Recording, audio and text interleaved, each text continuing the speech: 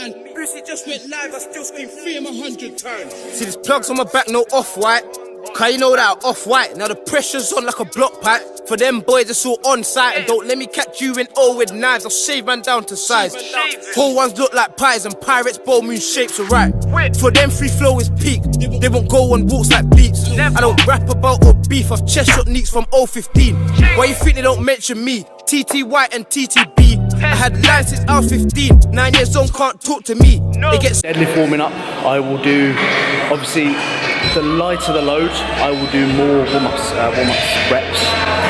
But as I get closer to what I'm working to, I will do just singles all the way up to my working set, reserving that energy, especially on a movement like a deadlift.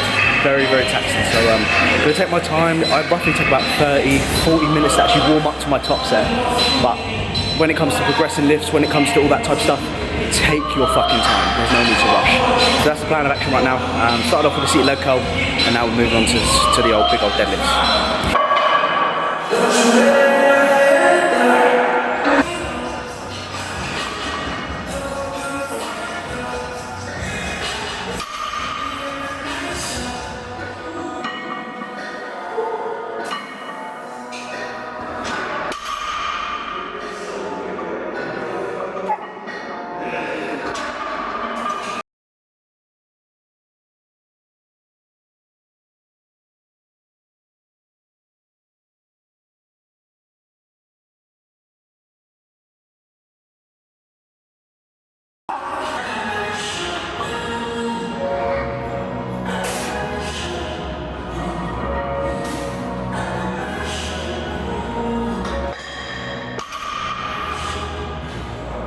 Deadlift's done 150 for a set of 7, then I did 125 for a set of 12.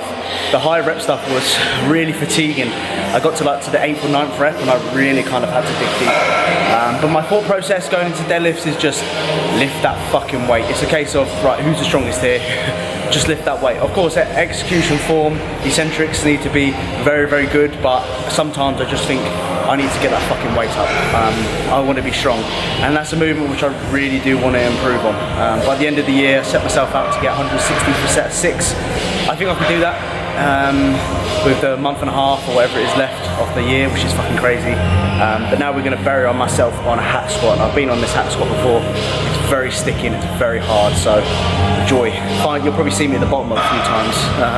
That made no sense then, did it? so simple like oats. Jump up, float, then approach. Secure that bag, hit the moats. Leave my young boy with that smoke, cause this guy's bound to just blow. And he's in bandos while I float. Town walk all day, we got both. Everyone else out, it can go. They say it's work, we call it light.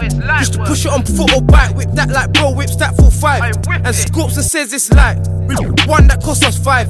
And 1 month I'll give you 5. And now YT's up all night. All night.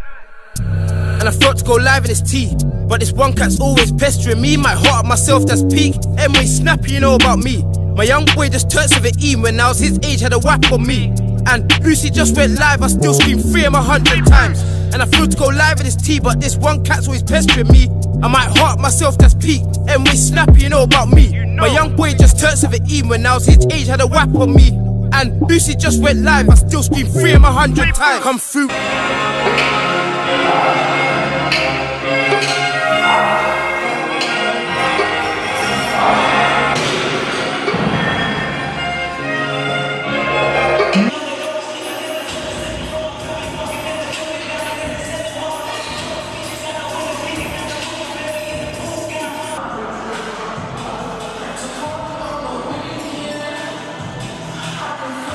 An update for your session, we did the hack squat, which I absolutely got buried on. So fucking hard, so sticky.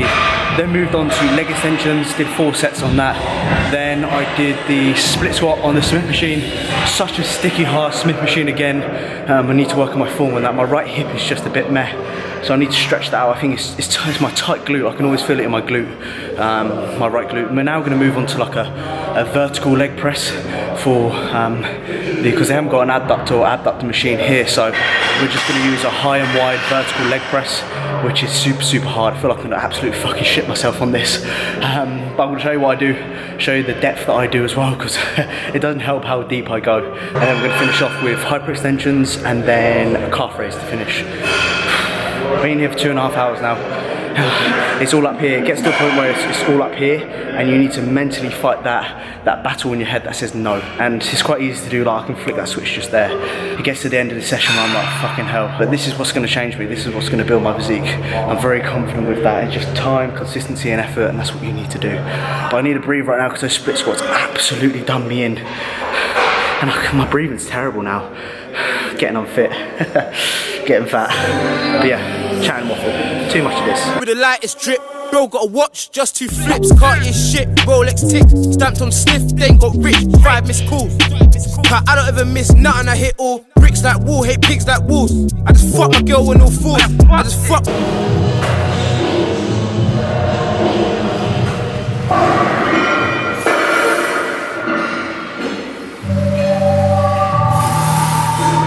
Rolex on, she even sing to my song. They said, where you get your name from? Get 2T and get weight gone. Good morning, guys. We are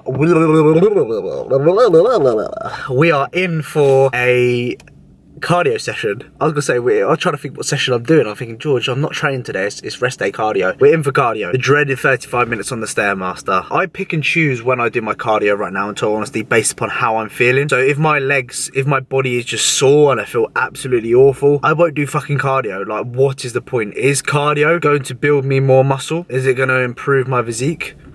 From a hypertrophy standpoint, no, probably not. I'm probably better off resting and putting my feet up instead of doing the cardio. So I'm picking and choosing when I'm doing my cardio right now. And today I feel okay. A little bit sore in the lower body. We'll see how it feels when I'm halfway through it. Either way, we're gonna do it. But I pick and choose right now when I do my cardio. I think that's important for you guys to remember, is that you don't need to stay regiment to cardio all the time. It's okay to miss a session of doing cardio, especially even your off season, because like I said, recovery and performance comes first. And if it is detrimental towards what you're doing in the gym, how you're recovering, then cardio for me is no, take it out. We're going to do some abs and stuff like that maybe, so I might show you all that type of stuff. We're in for cardio right now, see how that goes. Headphones on, listen to a podcast, answer some questions maybe. I did an Instagram fucking live thing. I'm waffling here, and I just go and do your cardio, George.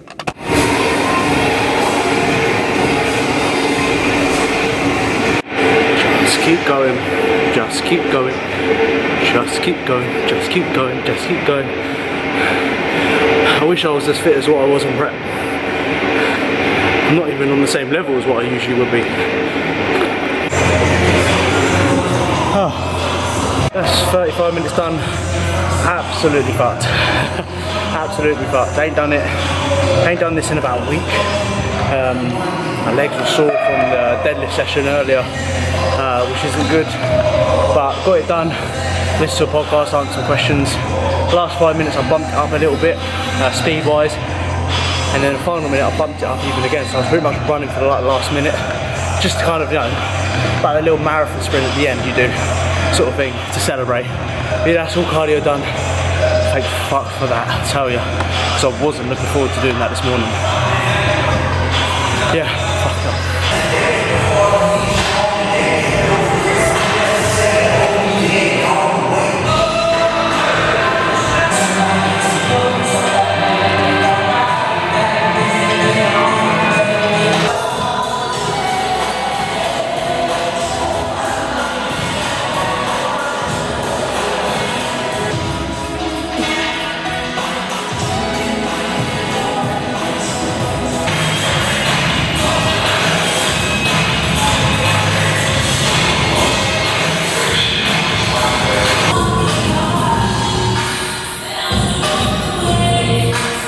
Jeez, which one would you rather drive?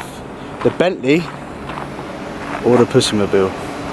The Pussymobile all day long. 35 minutes done on the old Stairmaster. Was quite hard today. I don't know why, my legs, my lower back and that were just all a little bit sore. Nothing worse than going on the Stairmaster with a sore lower back. I fucking hate that. Then we did some ab work, so I did like a rope ab crunch, basic standard movement, and I did like a side crunch with the cable, and then I did some weighted leg raises, and I did a set of body weight leg raises as well. I find that those kind of 3 variations which I've been doing right now seem to be working okay. Like, I connect really well. Like, I finish with a pump in my abs, which is the worst feeling ever. car, like you feel like you're going to be sick when you have a pump in your abs. But it's something which I need to work on. I definitely need to work on my abs this off season, because as you can see this year on stage, and from the amount of people that slate me, is my midsection is just fucking awful. And I already know, I know. So I'm trying to work on it. So hopefully next time we go on stage, I have a nice crisp midsection instead of some fucking dreadful mess, blurry, awful shit that I had this year. Anyway, that Bentley is super, super nice. I would much rather drive that than this piece of shit. But one day maybe, eh? One day. I'm not too bothered about it, actually. People do ask me, George, when are you going to get an upgraded new car? I'm not really bothered about cars, if I'm honest with you. I don't travel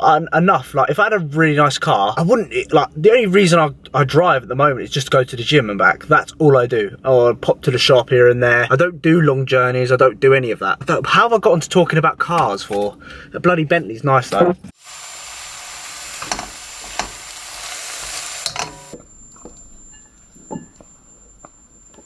So one of my rest day meals look like this: green beans, asparagus and a little bit of broccoli, 250 grams of beef mince, which is raw weight, and I'm using 2 of these kind of these little childish looking fucking cheeses which I found in my girlfriend's fridge, which I'm going to use, and I literally plumped it on top. I'm also going to have a pack of fruit because I actually don't really like fruit, but I need a little bit more fruit in my diet. The only fruit I'm having right now is either apples or blueberries, so I'm gonna have a pack of apples as well. With that, I'm gonna polish it off with some of the sugar-free watermelon, just water. This one is very, very good. This one is the best one. Party rings there, they're not mine. Guess what? If you saw these aren't mine either. So I'm gonna have that with that, and it's gonna be delicious. So I wanted to finish this video by giving you a little bit of an insight to my macros, training, cardio, output. I just wanna give you an insight to everything, so we are in the kind of same, you know, same place. Like, I don't need questions about, George, what's your macros, what's your current split. I can just redirect you motherfuckers that don't pay attention to this video. It makes my life a lot easier.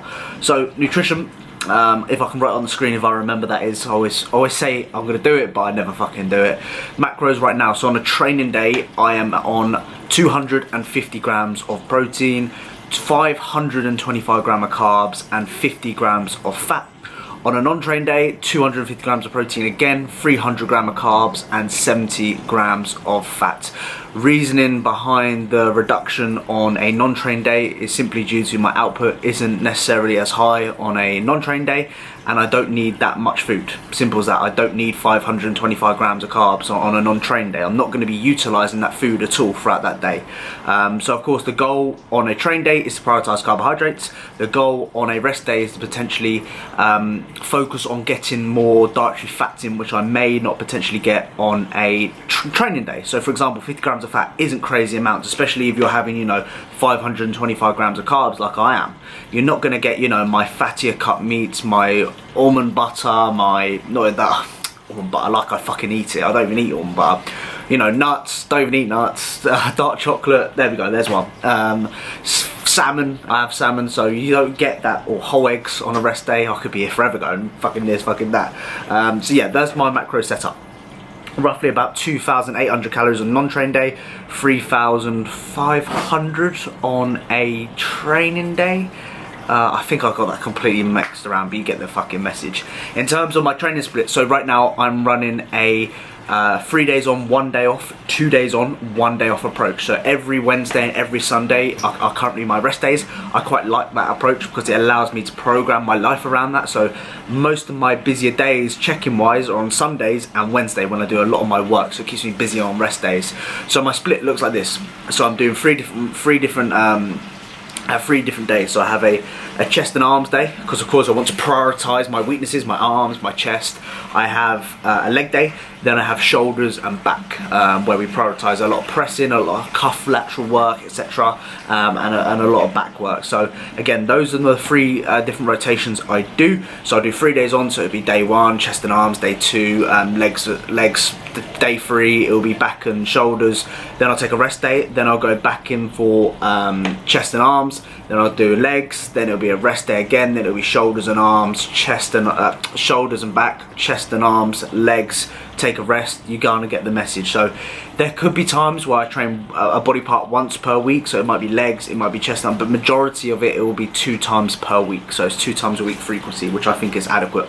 In terms of output steps, so steps on a train day, I'm roughly aiming for about 10,000. On non-train day, I'm doing about 12,500 steps. And my CV at the moment is 35 minutes every rest day. So on a Wednesday and a Sunday, I will be prescribed 35 minutes of cardio, but I pick and choose based upon when I did that, like I spoke about earlier on in the video. So that's kind of where we are at right now. We are coming up to 7 weeks post-show. 7 fucking, it's gone mad quick. Mad quick. 7 bloody weeks. What's that? That's nearly 2 months now post-show, which is crazy. So the goal here is just to, you know, progress. I'm focusing on, obsessing about getting stronger in that fucking gym. That's what you guys need to be doing. Instead of focusing on, I need to be gaining 0.5 of a pound per week, 2 pounds per month, or whatever it may be. Fuck all that. Let the logbook do your speaking. What are you looking like in the mirror? How are you feeling? So what if you gain less this month or you gain a little bit more? Who fucking cares? Because your progress in the gym is superb. You're looking good still. Who gives a fuck whether you gain 3 pounds this month or whether you gain 1 pound per month? Who gives a fuck? As long as your logbook is telling you, right, I am improving, I am doing better each and every week, and always strive for that progress. And that's what you need to be doing for months upon months upon months and years. If you can add like 60 kilos to like your squat, your bench press, your deadlift over a 6-month period, eventually you're going to see that change. No doubt about it. Your body has to adapt to that. Like if you're lifting way heavier than what you've done, you're not going to see like the changes on a weekly basis. You're not going to see that. However, you will see that on when you look back at photos every 6 months or so. Comment down below. What can you comment down below? Comment down below. Mug, if you've watched the whole video. I appreciate everyone that watches me. And I'll see you guys hopefully Sunday. I'll try and get a video out Sunday. Anyway, see you in a bit.